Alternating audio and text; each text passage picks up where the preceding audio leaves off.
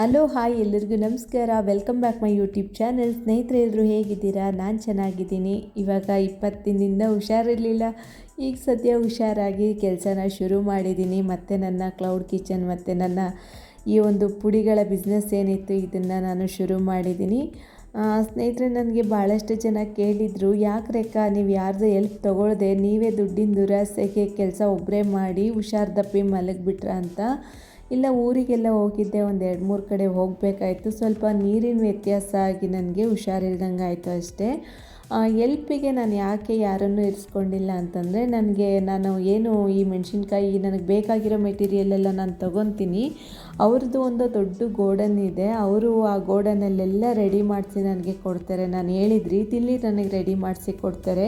ನಾನು ತೊಗೊಂಡು ಬಂದು ಉರಿಯೋ ಅಂಥ ಪದಾರ್ಥನ ಹುರಿದು ಮಿಷಿನಿಗೆ ತೊಗೊಂಡೋಗಿ ಪುಡಿ ಮಾಡಿಸೋ ಅಂಥದ್ದು. ಮಿಷಿನಿಗೆ ತೊಗೊಂಡೋಗಿ ಪುಡಿ ಮಾಡಿಸೋದು ಏನು ಕಷ್ಟದ ಕೆಲಸ ಇಲ್ಲ. ಎಲ್ಲ ರೆಡಿ ಮಾಡಿಬಿಟ್ಟು ಅವ್ರಿಗೆ ಫೋನ್ ಮಾಡಿದರೆ ಬಂದು ತೊಗೊಂಡೋಗಿ ಪುಡಿ ಮಾಡಿಸಿ ನನಗೆ ತೊಗೊಬಂದು ಕೊಡೋಕ್ಕೆ ಕೂಡ ಇದ್ದಾರೆ. ಆ ಥರ ಎಲ್ಲ ಏನೂ ಸಮಸ್ಯೆ ಇಲ್ಲ. ಕೆಲವೊಂದು ನಾನೇ ಕಣ್ಮುಂದೆ ಪುಡಿ ಮಾಡಿಸ್ಬೇಕು ಅಂತ ಹೋಗ್ತೀನಿ ಅಷ್ಟೇ. ನನ್ನ ಹತ್ರ ಫಾಸ್ಟಾಗಿ ಸೇಲ್ ಆಗ್ತಾ ಇರೋದು ಅಂದರೆ ಇವಾಗ ರಾಗಿ ಮಾಲ್ಟ್ ಪುಡಿ. ಇದಂತೂ ಭಾಳ ಇಷ್ಟಪಡ್ತಾರೆ ಜನ. ಅವ್ರಿಗೆ ಹೆಂಗೆ ಬೇಕೋ ಹಂಗೆ ಕಸ್ಟಮೈಸ್ ಮಾಡಿಸಿ ಪೌಡ್ರುಗಳನ್ನು ಮಾಡಿಸ್ತಾರೆ ನನ್ನ ಹತ್ರ.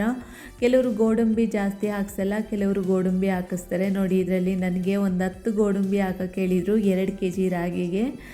ಇದು ಒಂದು 3 ವರ್ಷದ ಮಗು, ಒಂದು 5 ವರ್ಷದ ಮಗು ಇಬ್ರಿಗೂ ಸೇರಿಸಿ ಮಾಡ್ತಾ ಇರೋ ಅಂಥದ್ದು ಪೌಡ್ರು. ಅವ್ರು ಹೆಂಗೆ ಕೇಳ್ತಾರೋ ಹಂಗೆ ನಾನು ಮಾಡಿ ಕೊಡ್ತೀನಿ. ಹಂಗಾಗಿ ನನಗೆ ಕಸ್ಟಮರ್ ಬೇಸ್ ಚೆನ್ನಾಗಿರೋದಕ್ಕೆ ಇದು ಒಂದು ಮುಖ್ಯ ಕಾರಣ ಅಂತ ಹೇಳ್ತೀನಿ. ನಾನು ಚಿಲ್ಲಿ ಪೌಡ್ರು, ಧನಿಯಾ ಪೌಡ್ರು, ಏನೇ ಪೌಡ್ರುಗಳು ಮಾಡಿಸಿದ್ರು ಅಷ್ಟೇ ಅವ್ರಿಗೆ ರುಚಿಗೆ ತಕ್ಕಾಗಿ ಇರಬೇಕು. ಆ ಥರ ಕೇಳಿಕೊಂಡೆ ನಾನು 10 ಸಲ ಕೇಳಿಕೊಂಡು ಮಾಡೋ ಅಂಥದ್ದು. ಅದಾದಮೇಲೆ ನಾನು ಹೇಳ್ತಾ ಇದ್ದೆ ಯಾವಾಗಲೂ ಅಗಸೆ ಬೀಜ ತಿಂತೀನಿ ಹುರ್ಕೊಂಡು, ಚಿಯಾ ಸೀಡ್ಸ್ ಎಲ್ಲ ಉಪಯೋಗಿಸ್ತೀನಿ ಅಂತ. ಆದರೆ ಚಿಯಾ ಸೀಡ್ಸ್ನ ಉಪಯೋಗಿಸೋದ್ರ ಬಗ್ಗೆ ನನ್ನ ಊರಲ್ಲಿ ಭಾಳಷ್ಟು ಜನ ಕೇಳಿದರು. ಅದು ನೆನೆಸಿಟ್ಟು ನಮ್ಗೆ ಹಂಗೆ ತಿನ್ನೋದಕ್ಕಾಗಲ್ಲ ರೇಖಾ, ಲೋಳೆ ಥರ ಅನಿಸುತ್ತೆ, ಸ್ವಲ್ಪ ಕಷ್ಟ ಆಗುತ್ತೆ ಅಂತ. ಅಂಥವ್ರಿಗೆ ನೋಡಿ ಈ ಥರ ಹುರಿದು ನೋಡಿ, ನಾನು ಇದಕ್ಕೆ ಏನೇನು ಹುರಿದಿದ್ದೀನಿ ಅಂತ ಹೇಳಿಬಿಡ್ತೀನಿ. ಇದನ್ನೊಂದು ರೆಸಿಪಿ ಅಂತ ತೋರಿಸ್ತಾ ಇಲ್ಲ ನಾನು. ಕುಂಬಳಕಾಯಿ ಬೀಜ, ಸೂರ್ಯಕಾಂತಿ ಬೀಜ, ಅಗಸೆ ಬೀಜ ಮತ್ತು ಚಿಯಾ ಸೀಡ್ಸ್, ಇದಿಷ್ಟು 4 ಪದಾರ್ಥನ ಹಾಕಿದ್ದೀನಿ. ಅದಾದಮೇಲೆ ಟೇಸ್ಟಿಗೆ ಇರಲಿ ಅಂತೇಳಿ ಒಣದ್ರಾಕ್ಷಿನ ಹಾಕಿದ್ದೀನಿ ಅಷ್ಟೇ. ಒಣದ್ರಾಕ್ಷಿ ಇಲ್ಲಿ ಆಪ್ಷನಲ್, ಬೇಕಂದರೆ ಬಳಸಿ, ಇಲ್ಲಾಂದರೆ ಪರವಾಗಿಲ್ಲ. ಇದಿಷ್ಟು ಪದಾರ್ಥನ ಚೆನ್ನಾಗಿ ಹುರ್ಕೊಂಡು ತಣ್ಣಗಾದ್ಮೇಲೆ ಒಂದು ಬಾಕ್ಸಿಗೋ ಒಂದು ಬಾಟಲ್ಗೋ ಹಾಕಿಟ್ಕೊಂಡು ಡೈಲಿ 1 ಚಮಚ ತಿಂತಾ ಬನ್ನಿ. 1 ಟೀ ಸ್ಪೂನ್ ಆಗೋಷ್ಟು ತೊಗೊಂಡು ಹೆಂಗೆ ತಿನ್ನಬೇಕಪ್ಪ ಅಂದರೆ, ಬೆಳಗ್ಗೆ ಎದ್ದು ಖಾಲಿ ಹೊಟ್ಟೆಲೆ 2 ಗ್ಲಾಸು ಉಗುರು ಬೆಚ್ಚಗಿನ ನೀರು ಕುಡಿಬೇಕು. ನೀರು ಕುಡಿದ ನಂತರ ಈ ಒಂದು ಬೀಜ ಏನಿದೆ ಇದನ್ನು 1 ಚಮಚ ತಿಂತಾ ಬರಬೇಕು. ಇದನ್ನು ತಿನ್ನೋದ್ರಿಂದ ನಿಮ್ಮ ಸ್ಕಿನ್ ಎಷ್ಟು ಗ್ಲೋ ಆಗುತ್ತೆ, ನಿಮ್ಮ ತಲೆ ಕೂದಲೇನಾದರೂ ಉದುರ್ತಾ ಇದೆ, ಏರ್ ಫಾಲ್ ಆಗ್ತಾ ಇದೆ ಜಾಸ್ತಿ ಅಂದರೆ ಖಂಡಿತ ಸ್ಟಾಪ್ ಆಗುತ್ತೆ. ಇನ್ನು ನಿಮ್ಮ ಮೂಳೆಗಳು ಕೂಡ ಕಬ್ಬಿಣದಂತೆ ಸ್ಟ್ರಾಂಗ್ ಆಗುತ್ತೆ. ಒಂದು ಸಲ ನೀವು ಇದನ್ನು ಟ್ರೈ ಮಾಡಿ. ಇದನ್ನು ಒಂದು 2ರಿಂದ 3 ತಿಂಗಳು ತಿಂತಾ ಬನ್ನಿ, ತುಂಬ ಏನು ಖರ್ಚಾಗಲ್ಲ. ಅದಾದಮೇಲೆ ನೋಡಿ, ರಾಗಿ ಮಾಲ್ಟ್ ಪುಡಿ ರೆಡಿ ಆಯಿತು. ಕಸ್ಟಮರ್ಗೆ ಯಾವ ರೀತಿ ಬೇಕಿತ್ತು ಆ ರೀತಿ ಪುಡಿನ ಮಾಡಿಸಿದ್ದಾಯಿತು. ಇದನ್ನು ಪುಡಿ ತಂದು ಇದು ಪ್ಯಾಕ್ ಮಾಡ್ತಾಯಿದ್ದೀನಿ. ಅದಾದಮೇಲೆ ಜೊತೆಗೆ ಇಲ್ಲಿ ಧನಿಯಾ ಪುಡಿ ಮತ್ತು ಚಿಲ್ಲಿ ಪೌಡ್ರು ಎಲ್ಲ ಪೇಪರ್ ಮೇಲೆ ಸ್ವಲ್ಪ ಹೊತ್ತು ಹಾಕಿರ್ತೀನಿ. ಮಿಷಿನಿಂದ ತಂದು ಹಂಗೆ ಪ್ಯಾಕ್ ಮಾಡಲ್ಲ, ತುಂಬ ಸುಡ್ತಾ ಇರುತ್ತೆ. ಹಂಗಾಗಿ ಸ್ವಲ್ಪ ಹೊತ್ತು ಹಾಕಿರ್ತೀನಿ.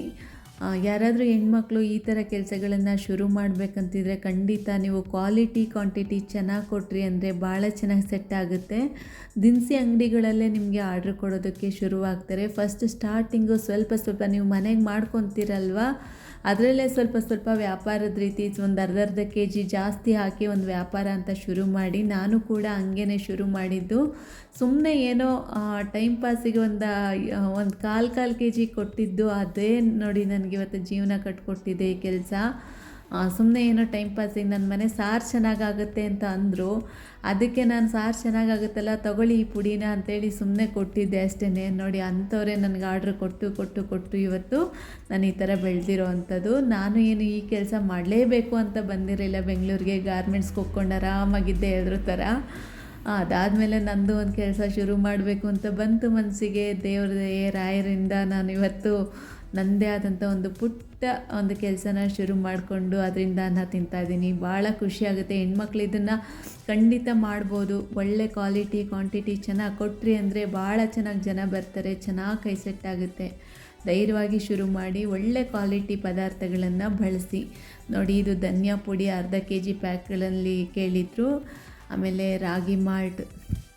ಸುಮ್ಮನೆ ಯಾರಿಗೂ ಸ್ಯಾಂಪಲ್ ತೊಗೊಳ್ಳಿ ಅಂತೇಳಿ ಸುಮ್ಮನೆ ದಾನ ಮಾಡೋದಕ್ಕೆ ಹೋಗಬೇಡಿ. ಅದಕ್ಕಿಂತ ಯಾವ್ದಾದ್ರು ರೇಷನ್ ಅಂಗಡಿಗಳಲ್ಲಿ ಜನ ಹಿಡಿದು ನೀವು ಒಳ್ಳೆ ಕ್ವಾಲಿಟಿ ಕೊಟ್ಟರೆ ಖಂಡಿತ ಬರ್ತಾರೆ ಜನ. ಒಂದು 10 ಜನಕ್ಕೆ ಪರಿಚಯ ಆಗೋ ತನಕ ಕಷ್ಟ. ಅದಾದಮೇಲೆ ಅವರೇ ಬರ್ತಾರೆ. ದೇವ್ರು ಒಳ್ಳೇದು ಮಾಡ್ತಾನೆ.